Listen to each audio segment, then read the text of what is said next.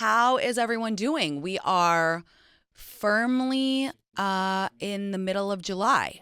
New York City summer is an extreme sport. For all of my New York City listeners and livers, it's genuinely an extreme sport. Like, even if you're not going out to the beach, it genuinely is so intense. Like, I feel so much happens. And you know how I always said 4th of July weekend is always plot heavy? It is.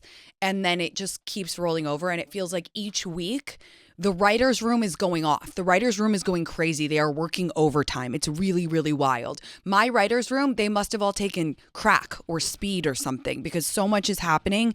And it's just, it's a lot. I am puffy as hell. I got to rein it in. I'm all for having fun in the summer, but Jesus Christ, I'm really pressure testing the limits of like calories and alcohol intake because I don't know. I don't regret a second of it. Actually, I do have something to say.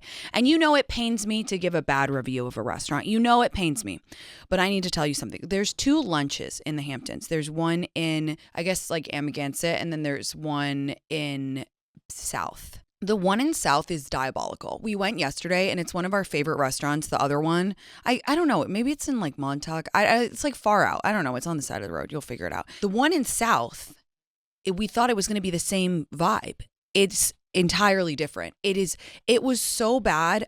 And it really pains me to say that. I need to also point out the staff was lovely. They were the nicest people. They were very kind to us. They could tell we were hungover. Fast service, clean, friendly, A++ on the service, but the food was not good, you guys. And that's scary because it's casual food, it's like lobster rolls and, like chicken fingers and clam chowder and shrimp quesadilla, all those things we got. And I got to tell you, it did not hit.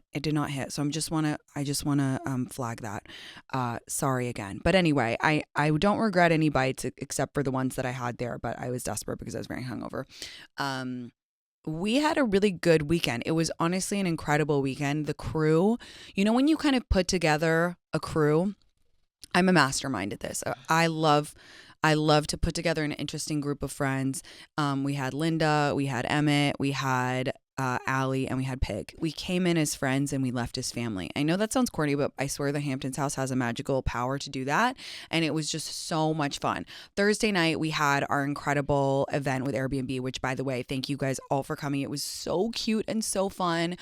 Shout out Wolfer for being so beautiful and incredible and the best hosts. And we just had the best time. And it was so cute. We took pics, we drank wine. I got to spend real quality time with all of you. It was such a nice, relaxed environment. I feel like normally when I'm hanging with everybody, it's quite rushed and there's like lines, and then it just feels like, I don't know, it can feel like we can't really chat. And I genuinely think I spoke to everybody and had a conversation with all of you and just found out how your summers were going, and it was really fun. And then after that, I went to a beautiful Saks dinner at I think it was called the Watermill Association. It's like an art thing, and it was very fancy and beautiful, and I wore an amazing dress.